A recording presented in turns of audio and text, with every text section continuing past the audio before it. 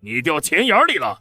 前台小赵才拿2000，保洁阿姨才拿1500，怎么就你特殊，要拿30万？发薪日，看到本该到账的30万变成了3000，我去找老板理论，老板把工资条甩我脸上吼，我压住怒火解释，我今年给公司干了5000万的业绩，按照合同，这是我应得的。谁知他听了更愤怒了，你有什么资格和我提合同的事？业绩好是平台给你的机会，没有公司你算个屁！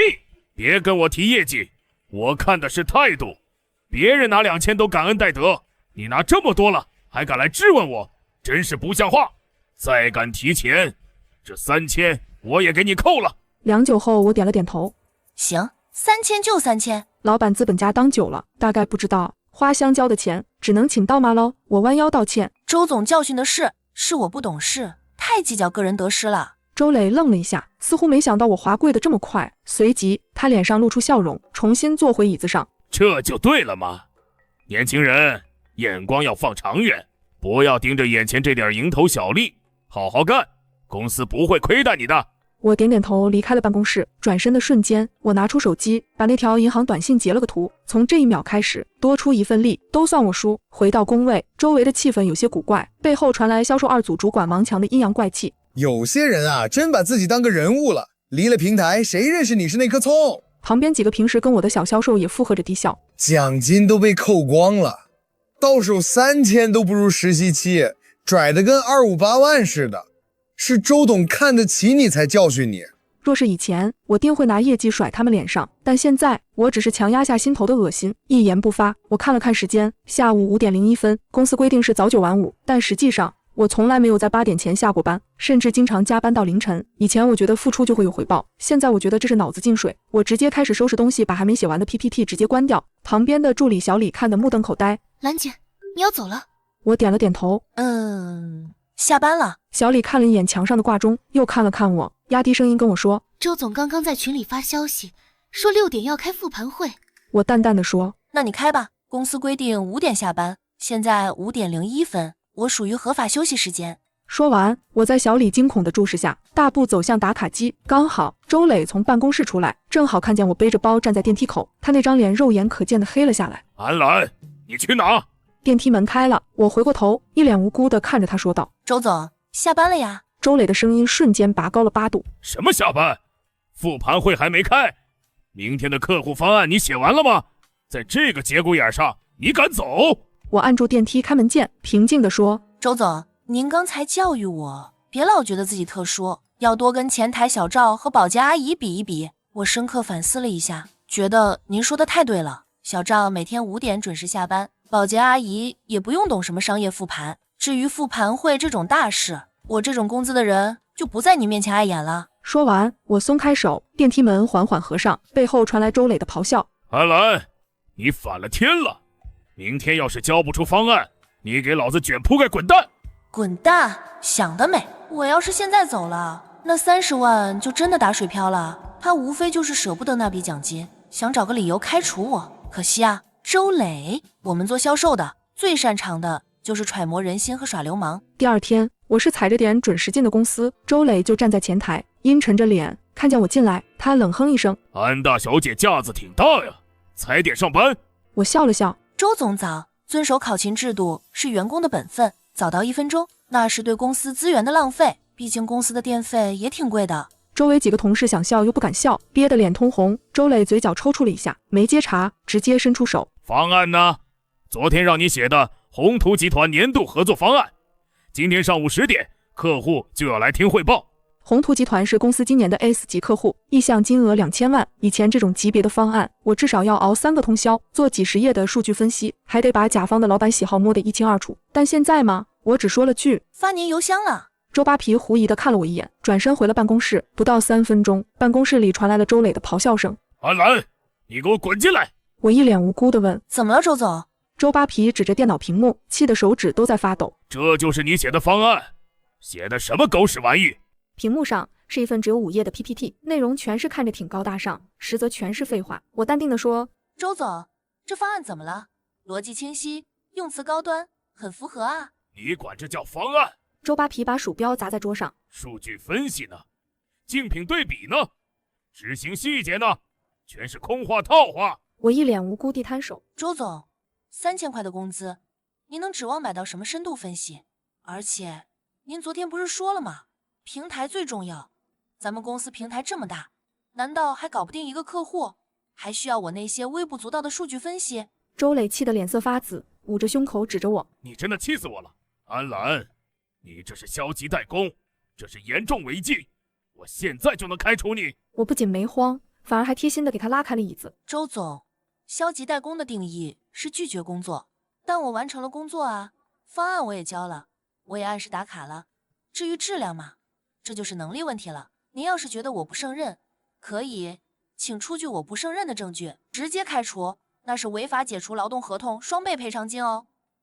我算算，大概40万吧。我笑眯眯地看着他，而且10点钟客户就要来了，整个公司除了我，没人能在这么短时间内搞定宏图的老板。周磊深吸了几口气，强行压下怒火，眼神变得阴鸷无比。好啊，安澜，你跟我玩这一套是吧？今天的汇报必须你去，如果搞砸了，造成公司重大损失，你就滚蛋，还要赔偿公司损失。马上拿着你的垃圾方案去会议室。搞砸大客户确实属于给公司造成重大损失，严重失职是可以合法辞退的。但我既然敢做，就不怕他这一手。我点点头答应了下来。10点整，会议室，宏图集团的王总带着一行高管坐在对面，气场强大。周磊坐在主位，脸上堆满了谄媚的笑。他频繁地给我使眼色，那意思是好好讲，不然要你好看。我回给他一个放心的眼神，打开投影仪，点开了那份 PPT。各位领导好，我是安澜。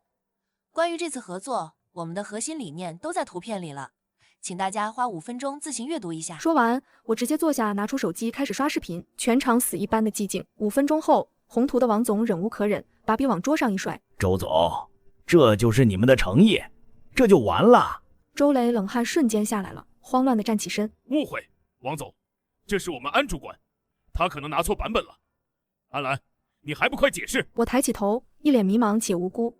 没拿错啊，周总，您昨天不是教导我吗？我就拿个3000块钱，要什么深度分析？您说公司平台大，您亲自出马就能搞定，我这种小喽啰只要不说话就是最大的贡献。周磊气得浑身发抖。王总冷笑一声，站起身整理西装。看来贵公司内部管理很有问题，连员工都管不住，还想管我们的项目，这种垃圾公司不合作也罢，告辞。一行人拂袖而去，连头都没回。会议室的门刚关上，空气仿佛瞬间凝固。周磊缓缓转过身，狰狞地看着我。安澜，你他妈找死！伴随着一声怒吼，他抓起桌上滚烫的紫砂茶杯，用尽全力朝我脸上砸来。剧痛袭来，温热的液体顺着眉骨流下。2000万，那是2000万的单子，你个吃里扒外的贱货，老子养条狗都比你强！周磊彻底疯了，见我没动，他直接冲过来，一把揪住我的头发，将我狠狠往会议桌上撞去。我只能护住了后脑和胸腹要害，任由他发泄。他一脚踹在我肚子上，将我踹倒在地。哪怕我已经蜷缩在地，他依然不解气。想拿钱，想讲劳动法，我让你讲，老子今天就是打死你，也就是赔点钱，我有的是钱，你算个什么东西？老子要让你在这个行业彻底除名，我看谁敢录用你！身上的剧痛让我冷汗直冒，但我死死咬着牙一声不吭。周围透过玻璃门围观的同事吓得尖叫，却没人敢进来拉架。打了足足2分钟，周磊累得气喘吁吁，这才停下脚，一口唾沫吐在我脸上。他整理了一下凌乱的领带，居高临下的看着满脸是血的我，狞笑道：爽吗？这就是跟我作对的下场，别装死，给我爬起来！人事部马上发通知，把你调去扫厕所，以后每天我就盯着你扫，扫不干净我就继续打，我看你能硬到什么时候。说完，他转身踹开椅子，扬长而去。会议室里一片狼藉，助理小李哭着跑进来想扶我，我却缓缓推开他的手，从怀里掏出一只紧紧攥着的手机。屏幕上录像功能一直在运行，我拿出手机，点开了一个红色的软件图标，发布了笔记：入职5年销冠，30万奖金被黑，讨薪反遭老板暴打。仅仅过去几分钟，底下的消息提醒栏已经变成了99加。周磊，这泼天的流量你接好了。然而，就在我刚发完笔记不久，会议室的大门突然被再次推开。周磊大叫着：你完蛋了！周磊，他本来已经走到了电梯口，透过会议室透明的玻璃墙，竟然看到我不仅没去扫厕所，反而还要死不活的玩手机，这无疑是在挑衅他的权威。他怒火中烧，又气势汹汹地折返了回来。此时的周磊还没意识到发生了什么，他再次指着我的鼻子骂道：还敢玩手机？安澜，看来你是真不知道死活。我举着手机对着他，并没有回避。他看我在录像，更是气急反笑。拍，你尽管拍，老子在警局有人，你信不信我现在就让你进去蹲几天？别以为发个朋友圈就能怎么样，我让技术部几分钟就能给你封了。旁边的同事们缩着脖子，像一群受惊的鹌鹑。销售主管王强这时候倒是跳出来了，一脸谄媚的给周磊递纸巾擦手。周总，别跟这种贱人子一般见识，脏了您的手，我现在就叫保安把他拖出去。我靠着墙，忍着腹部的剧痛，冷笑着说：“不用麻烦保安了，我已经帮你们报了警。”话音刚落，前台传来一阵骚动，几个穿着制服的警察大不流星地走了进来。周磊的脸色变了变，他迎上去，从兜里掏出烟递过去。都是误会，我是这家公司的老板，教训一下不听话的员工而已。家务事，家务事。为首的警察根本没接他的烟，目光落在我满是鲜血的脸上，眉头瞬间锁紧。周磊愣了一下，似乎没料到这套不管用了，他指着我大声嚷嚷：“警察同志，是他先泄露公司机密，给公司造成了几千万的损失，我是气不过才动手的，而且我是纳税大户，你们不能抓我。”我虚弱地举起手机，声音虽然颤抖，但字字清晰。警官，我有全程录像，从他辱骂我到拿茶杯砸我，再到对我进行殴打，没有任何还手，全是单方面施暴。而且他刚才还威胁要让我在这个行业除名。警察拿过我的手机看了一眼，脸色彻底黑了下来，那是实打实的故意伤害。两个警察上前架住了周磊，将他带走。周磊这才慌了，拼命挣扎。你们干什么？我有律师，我要给李局打电话。安澜，你个贱人，你敢阴我？你等着，等你出来，老子弄死你全家！他在咆哮声中被硬生生拖进了电梯。王强和那几个刚才还幸灾乐祸的同事，此刻一个个面如土色，恨不得找个地缝钻进去。我被送上了救护车，临走前，我回头看了一眼公司，一片狼藉，人心惶惶。这只是个开始，周磊，我要让你万劫不复。被送到医院后，医生给我缝了4针，眉骨处留下一道狰狞的疤，轻微脑震荡，软组织挫伤。我躺在病床上，手机一直在震动。那条视频火了，短短3个小时，浏览量破了1000万，转发量过10万。老板殴打销冠，30万奖金变3000，职场霸凌，几个词条迅速冲上了热搜榜。评论区里全是网友的怒火。最高赞的评论调侃说：“这哪里是老板，不知道的还以为是黑社会。”底下有回复我一个小姑娘实在太惨了的，还有说周磊这种人必须要坐牢，纷纷为我鸣不平。看着这些评论，我心里并没有多少轻松，因为我知道周磊这种人绝不会坐以待毙。果然，到了晚上，风向变了，原本一边倒支持我的评论区突然涌入了大量账号歪曲事实，其中一条评论说未知全貌，不予置评，还有的说我的销售业绩全是睡出来的，更有人称是公司内部员工，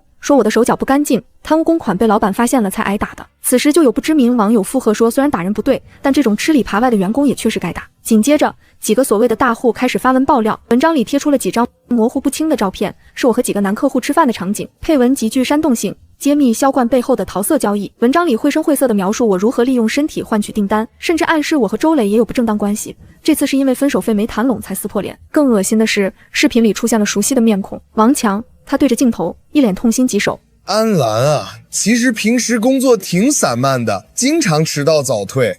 那5000万业绩怎么来的，大家心里都有数，我们也不好明说。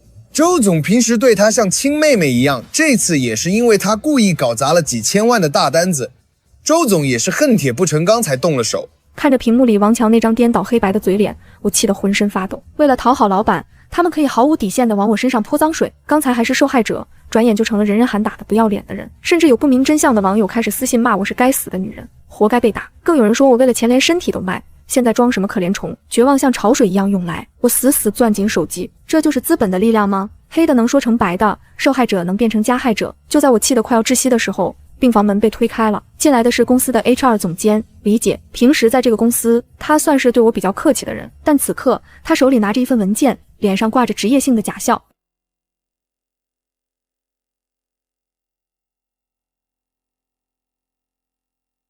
总监李姐把文件放在床头柜上，问我现在感觉有没有好点。这是和解协议，周总说了，只要你签了这个撤销控诉，再发个澄清视频，承认是你先动的手，这50万就是你的了。他从包里拿出一张支票，轻轻压在文件上。安澜，你是个聪明人，现在网上风评对你很不利，再闹下去，你在这个行业就真的毁了。拿钱走人，去整整容，换个城市生活，不好吗？我看着那张支票，又看了看李姐那张伪善的嘴脸。50万，买我的一身伤，买我的尊严，买我的清白。如果我签了，我就真的坐实了那些谣言。我深吸一口气，指着门口让他滚。李姐的脸色沉了下来。安兰，你别给脸不要脸，周总很快就能取保候审，到时候你就完了。我抓起枕头狠狠砸了过去，又重复了句我让你滚。李姐狼狈地躲开，冷哼一声，既然你想死磕，那就等着收法院传票吧，公司法务部不是吃素的。她踩着高跟鞋怒气冲冲地走了。房间里重新安静下来，我看着天花板，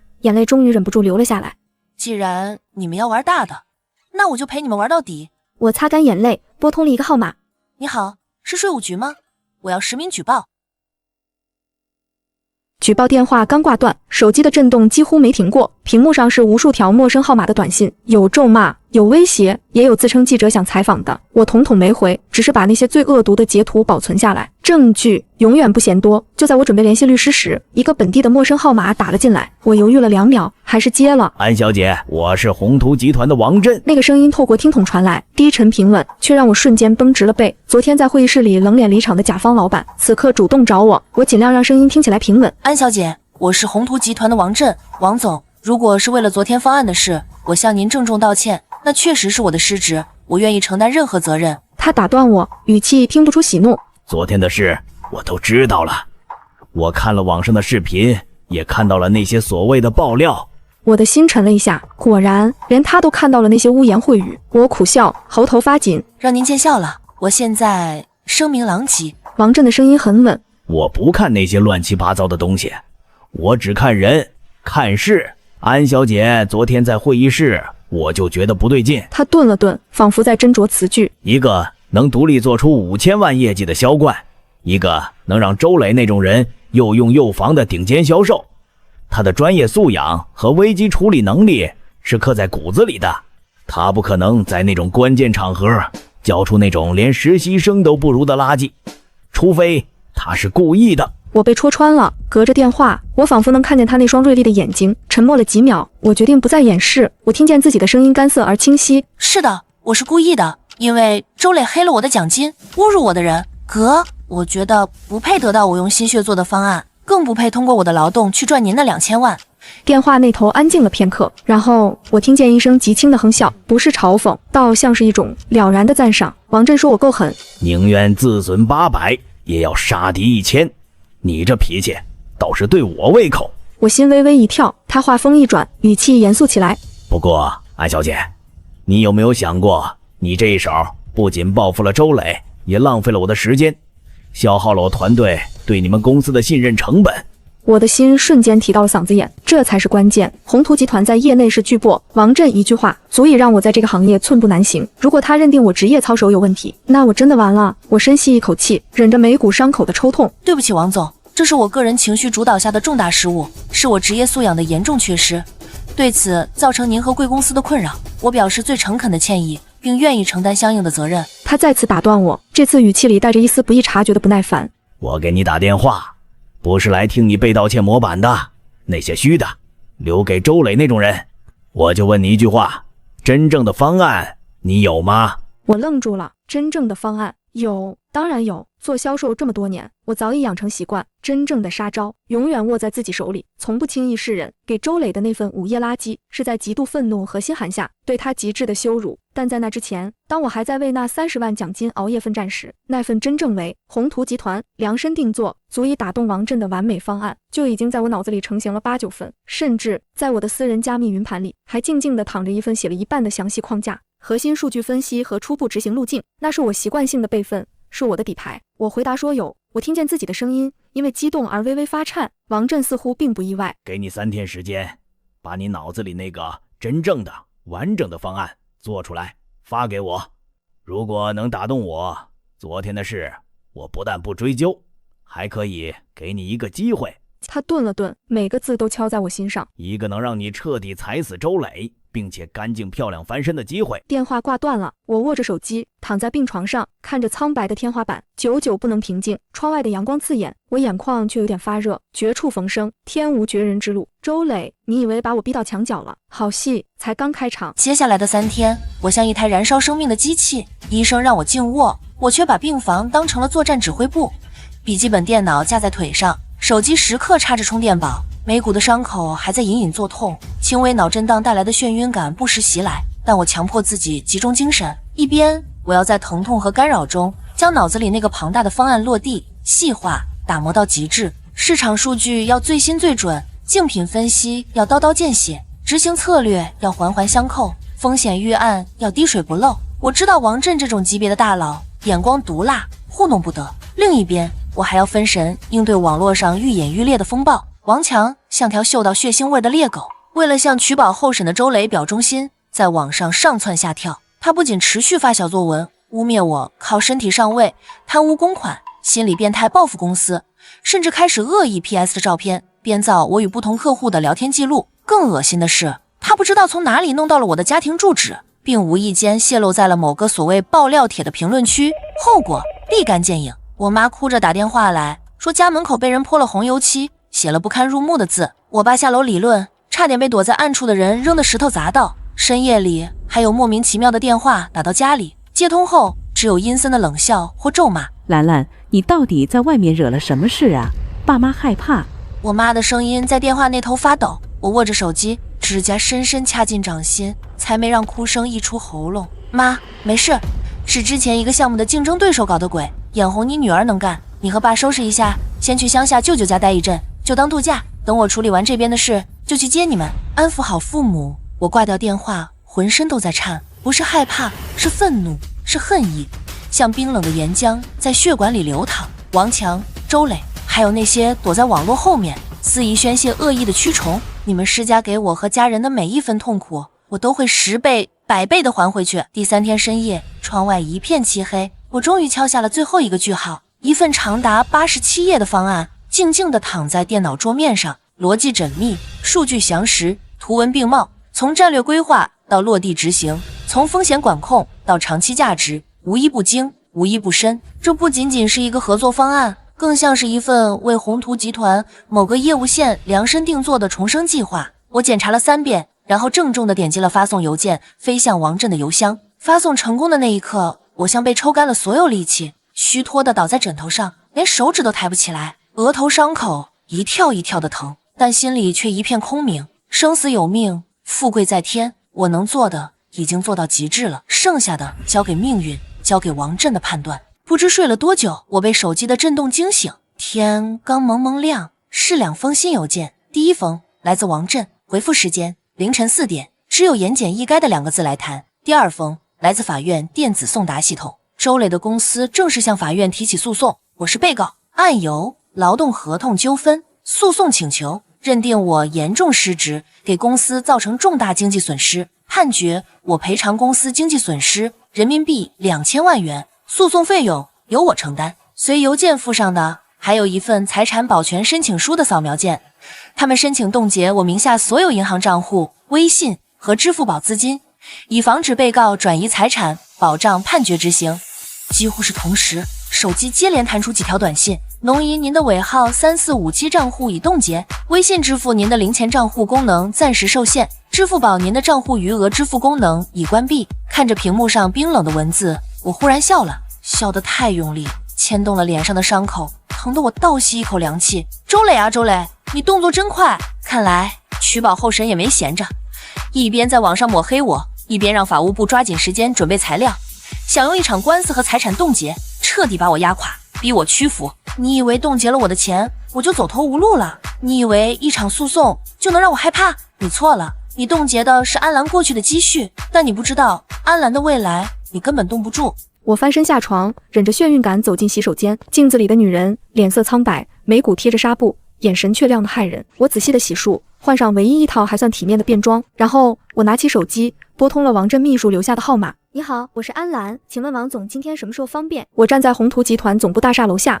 仰头望去，玻璃幕墙高耸入云，反射着冰冷的天空，额头的纱布还贴着，一身简单的衣着与周遭西装革履、行色匆匆的精英氛围格格不入。偶尔有人投来好奇或审视的目光，我视而不见，径直走进旋转门。前台小姐训练有素，看到我时眼神微动，但依然保持微笑，问我有没有预约。我说了我的名字，并且说已经和王总约好了。他让我稍等，不一会快速确认后，递给我一张临时通行卡，说王总在顶楼办公室，还给我指了指电梯的位置。电梯匀速上升，数字不断跳动。我看着镜面中反射出的自己，平静地整理了一下衣领，叮的一声，顶楼到了。走廊铺着厚厚的地毯，寂静无声，尽头是一扇厚重的实木门，秘书位空着，门虚掩着。我抬手敲了3下，王震的声音传出，推门进去。巨大的落地窗外是整个城市的天际线。王震没有坐在老板椅上，而是站在窗边，手里端着一杯咖啡，正眺望着远方。他转过身，目光落在我额头醒目的纱布上，挑了挑眉。他指了指会客区的沙发，自己也在对面坐下，将咖啡杯放在茶几上。我依言坐下，背脊挺直。他把一份打印出来的方案推到我面前，正是我发过去的那份，上面也有不少用红笔做的标记。他开门见山：我看了，比你们公司比周磊那家公司以前递过来的所有方案水平高出不止一个档次，数据扎实，视角独特，切入点和执行路径都很刁钻，直击痛点。尤其是关于利用新媒体渠道重塑品牌年轻化形象的这部分，很有想法。我微微颔首道谢。他话锋一转，身体向后靠近沙发里，目光锐利地看着我：安小姐，我们现在面临一个很现实的问题，我已经正式发函终止了与周磊公司的所有合作，也就是说，从法律和商业关系上，你和那份方案所依托的平台已经不存在了。那么我为什么要用一个已经被原公司开除，正陷入巨大纠纷，甚至可能背负巨额赔偿的员工的方案？他的问题尖锐直接，不留情面。我迎上他的目光，没有丝毫闪躲。我顿了顿，语气更沉：王总，原因有3。第一，这个方案从核心思路到细节执行，都烙着我个人的印记。它根植于我对贵司长达半年的深入研究，以及对您个人商业风格的理解。周磊的公司只是一个曾经短暂承载他的壳碎了，内容还在我手里。第二，这个方案的价值在于它能为宏图带来的实际收益。我初步估算，如果能完全执行，在您看中的新板块，1年内可以带来不低于30%的营收增长，净利润提升更可观。这比起那2000万的合同价值更大。您是生意人，看重的是利益本身，而不是利益附着于哪个暂时性的平台。第三，只有我能真正执行好它，我了解它的每一个环节，知道从哪里发力，哪里规避风险，哪里能撬动最大资源。换一个人，哪怕照着方案抄，也做不出他该有的效果。王震静静地听着，手指无意识地轻敲着沙发扶手。他说我很自信，我回答道：不是自信，是事实。王总，您的时间宝贵，我不会用虚无的自信来浪费它。我敢这么说，是因为这是我用5年实战、无数次成败换来的判断。办公室里安静了片刻，只有中央空调细微的风声。突然，王震笑了起来，不是刚才那种客套的笑，而是带着几分畅快和欣赏。好，有魄力，有脑子，还有胆量。他站起身，走到办公桌后，从抽屉里拿出一份早已准备好的文件。他把文件放在我面前。我喜欢和聪明人打交道，更喜欢和能创造价值的聪明人打交道。这是一份独立的项目顾问合同，我以个人投资公司的名义聘用你，担任宏图集团 B2C 新渠道拓展项目的首席顾问，全权负责该方案的落地执行。薪资是你以前在周磊公司的3倍基础年薪，外加项目净利润10%的提成。合同期暂定2年。我快速扫过合同关键条款，条件优厚的超出我的预期，权责界定清晰，没有任何陷阱。但我没有立刻去拿笔，我抬起头说：王总，合同我很满意，但在签字之前，我还有一个不情之请，我需要您配合我演一出戏。王震坐回我对面，似乎早有预料。我压低声音，将心中酝酿的计划和盘托出。王震听着，眼神从惊讶到玩味，再到深思。等我全部说完，他沉默了片刻，他犹豫了下，眉头微皱问道：你想在法庭上给他致命一击？我点头肯定。不仅要洗清我的污名，拿回我的钱，还要把他最在意的东西，在他最得意的场合当众撕碎。光是让他坐牢，太便宜他了。我要他身败名裂，财富尽失，众叛亲离，彻底一无所有。我的声音很平静，但其中的含义让久经商场的王震也微微动容。他看了我许久，缓缓道：安澜，你知不知道，你这么做风险很大。如果中间任何一个环节出错，或者法庭不相信我们的戏，你可能会输掉一切，包括我给你的这个机会。我扯了扯嘴角。我知道，但我更知道，如果这次不把他彻底按死，以他的性格和人脉，哪怕进去几年，出来照样能翻身，照样会像毒蛇一样盯着我和我的家人。我不想以后每天都活在提心吊胆里，斩草必须除根。王震凝视着我，最终点了点头。我欣赏你的决断，这个忙我帮了。他补充道：不过戏要演就要演得真，你的方案必须立刻开始前期推进，我会调一个小组配合你。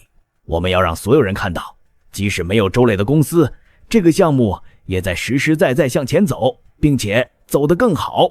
我心中大定，伸出手。明白，合作愉快，王总。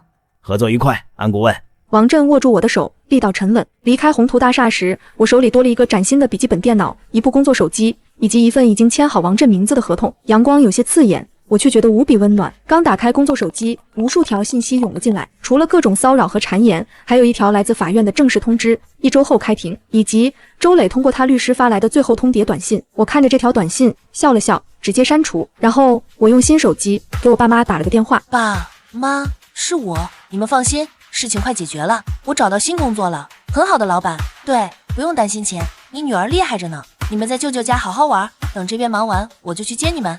挂掉电话，我深吸一口气，拦下一辆出租车，去了最近的律师事务所。我还有1周时间，这1周我要做的事情太多了，和我的律师深度沟通庭审策略，和王震那边对接项目启动细节，确保戏的真实性，还要继续搜集固定周磊的所有犯罪证据，不仅仅是偷税漏税，还有行贿、商业欺诈，甚至可能涉黑的一切线索。网络上的污蔑，暂时让它再飞一会儿，现在跳得越高，将来摔得越惨。法庭才是最终的战场。开庭日那天，市中级法院刑事审判庭外围满了闻风而来的记者，长枪短炮对准了每一个进入法庭的人。我穿着一身简洁的休闲套装，头发利落的竖起，额角的疤痕用刘海小心遮掩，只露出平静的侧脸。在我的律师，一位以犀利著称的女律师张薇陪同下，穿过拥挤的人群，对所有的提问和镜头置若罔闻。另一边，周磊也到了，他显然精心打扮过，昂贵的定制西装，头发抹得油光水滑，手腕上戴着闪亮的金表。取保候审似乎没给他带来多少困扰，脸上甚至带着一种志在必得的倨傲。他的律师团队有4、5个人，提着沉重的公文箱，簇拥着他。王强缩在周磊身后半步，眼神躲闪，脸色灰败，早已没了当初在网上大放厥词的气势。他看到我时，眼神里飞快地掠过怨毒和恐惧。我们在法庭门口狭路相逢，周磊停下脚步，上下打量我，嘴角勾起一抹恶毒又得意的弧度，用只有我们几人能听到的声音说：“安澜，现在跪下来求我，签了和解书，我还能赏你口饭吃。等会儿进去了，我让你知道什么叫生不如死。”他的律师也扶了扶眼镜，一副胜券在握的样子。安小姐，我方证据充分，你造成公司重大损失，事实清楚，负隅顽抗只会加重你的赔偿责任。我抬眼平静地看着周磊，就像看一个滑稽的小丑。我淡淡开口：“周总，话别说得太满，小心风大，闪了舌头。”周磊脸色一沉，还要说什么？法警已经过来示意双方入场。庭审开始，审判长宣布案由，核对当事人身份，气氛庄重而压抑。周磊的律师首先发难，作为原告方代理人，他站起身来，声音洪亮，充满压迫感。审判长，各位陪审员，本案事实清楚，证据确凿。被告安澜作为我司高级销售主管，负责公司最重要的首级客户宏图集团的年度合作项目。然而在关键的方案汇报会议上，被告因个人奖金纠纷，竟恶意报复公司，故意提交了一份极其粗糙、毫无价值的 PPT 方案，导致客户当场震怒，取消合作，给我司造成直接经济损失，高达2000万元。这是宏图集团发给我司的正式解约函，上面明确写明，因对贵司提交的方案极度不满，无法体现合作诚意，故决定终止合作。这就是铁证。被告的行为已严重违反劳动合同及职业道德，构成严重失职，并故意造成公司重大经济损失。依据劳动合同法及相关规定，我方要求判决被告赔偿经济损失2000万元，并承担本案全部诉讼费用。律师坐下，周磊昂起下巴，挑衅地看了我一眼。审判长看向我的律师张薇，被告方进行答辩。张薇律师从容起身，声音清晰平稳。审判长，我方完全不认可原告方的指控，事实与原告陈述截然相反。首先，关于方案问题，我的当事人提交的 PPT 方案虽然篇幅简短，但完全符合公司对汇报材料的基本格式要求，内容上也概括了合作要点、法律及公司规章制度，从未规定 PPT 必须写满几十页才叫方案。因此，指控我的当事人提交垃圾方案，缺乏事实与制度依据。张薇律师语气加重。其次，也是最重要的一点，宏图集团解约根本原因并非所谓方案不满。周磊的律师立刻反驳：解约函白纸黑字写着。张薇律师强势打断我：那只是商业场合常用的公关辞令，真正的原因是原告公司及其法定代表人周磊存在严重违法违规行为，商业信誉破产，且对合作伙伴缺乏基本尊重。审判长敲了敲法锤：被告代理人，请注意你的言辞，并提交相应证据。审判长，我方申请证人出庭作证。张威律师朗声道。传证人。审判长同意，所有人的目光都聚焦在法庭入口。大门缓缓打开，王震一身挺刮的黑色风衣，面色沉静，步伐稳健地走了进来。他身后跟着一位提着公文包的助理。作为本城著名企业家，他的出现立刻引起了旁听席一阵滴滴的骚动，记者们的相机快门声响成一片。周磊脸上的得意瞬间凝固，变成了错愕和难以置信。他猛地站起身，失声道：“王总，您怎么来了？这是我们公司内部的小纠纷，怎么敢劳烦您？”王震甚至没有看他一眼，径直走到证人席前，面向审判长，沉稳开口：“我是宏图集团董事长王震，我证明我方取消与周磊公司的合作，与安澜女士当天提交的 PPT 方案无直接因果关系。”旁听席一片哗然，周磊的律师也急了，站起来：“王总，解约函上明确写。”王震打断他，语气冷静而权威。他顿了顿：“那是基于商业礼仪和简化后续法律程序的标准化表述。真正促使我做出解约决定的原因，是我在当天的会议中亲眼目睹了贵公司负责人周磊先生对自家核心员工进行极其恶劣的人身侮辱和暴力威胁，这让我深刻怀疑贵公司的内部管理能力、企业文化以及负责人的基本品行。与这样的公司合作，存在无法预估的道德与法律风险。”目光扫过面如死灰的周磊，继续道：“而且就在会议结束后不久，我通过其他渠道了解到，周磊先生及其公司还存在涉嫌严重财务造假、偷逃税款等违法犯罪行为。作为一个守法经营的企业，宏图集团绝不可能与这样的合作伙伴继续往来。”周磊的脸已经由红转白，又由白转青，手指颤抖地指着王震：“你们串通好的，你和这个贱人合起伙来坑我！”审判长厉声警告：“肃静！原告注意法庭纪律。”王震不再理会周磊，从助理手中接过一份文件，递给法警，由法警呈交审判长。审判长，这是我方与安澜女士个人签订的项目顾问合同。安澜女士现已正式受聘于我本人投资的咨询公司，全权负责原合作方案的优化与落地执行。该项目已顺利启动，进展良好，因此安澜女士的行为非但没有给宏图集团造成任何损失，反而因其脱离原不良环境，为我方创造了更大的合作价值和发展前景。这份合同复印件也被送到周磊和他的律师面前，看着上面清晰的条款、王震的个人签章以及最近的执行纪要，周磊彻底傻了，他的律师团队也面面相觑，一时间哑口无言。张威律师抓住时机，再次起身：“审判长，各位陪审员，由此可见，原告所谓造成2000万元重大损失的指控完全不能成立。所谓的损失是因其自身劣行导致客户流失，与我的当事人无关。相反，我的当事人在遭受原告不公正待遇甚至暴力伤害后，依然凭借自身卓越的专业能力，赢得了客户的认可和新的发展机会。”张威律师话锋一转，语气陡然变得锋利：“我想请审判长和各位陪审员看看，我的当事人这位所谓的造成重大损失的员工，在他为公司创造巨大价值的背后遭遇了什么。”他看向我，我深吸一口气，打开了面前的文件袋，将那个小小的 U 盘递给了法警。审判长，这是我方提交的新证据，里面包含了我在原告公司任职5年期间所经手或了解到的部分真实财务数据、合同副本及内部沟通记录。这些证据显示，原告公司法定代表人周磊长期通过虚开发票、阴阳合同、虚构交易、转移利润等手段偷逃巨额税款，并侵占公司资产，初步估算涉案金额超过3000万元。法庭内一片死寂，周磊像被瞬间抽走了脊梁骨，瘫软在原告席上，双眼瞪大，瞳孔里充满了惊骇和绝望。不可能！你怎么会？你怎么可能有？他语无伦次，冷汗瞬间浸湿了昂贵的衬衫。他的律师也慌了神，强作镇定。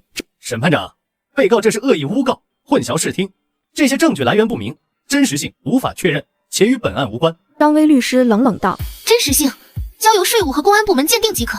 至于关联性，一个自身涉嫌重大经济犯罪，正在非法侵占公司和社会财富的原告，有什么资格在这里指控一位勤勉工作的员工造成公司损失？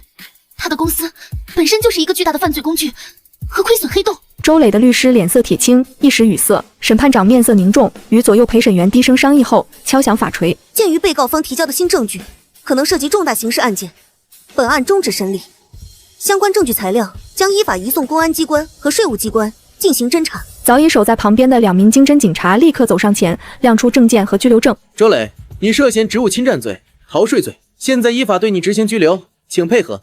冰冷的银色手铐咔嗒一声铐在了周磊的手腕上，那声音在寂静的法庭里格外清晰。周磊剧烈挣扎起来，面目扭曲，疯狂咆哮：放开我！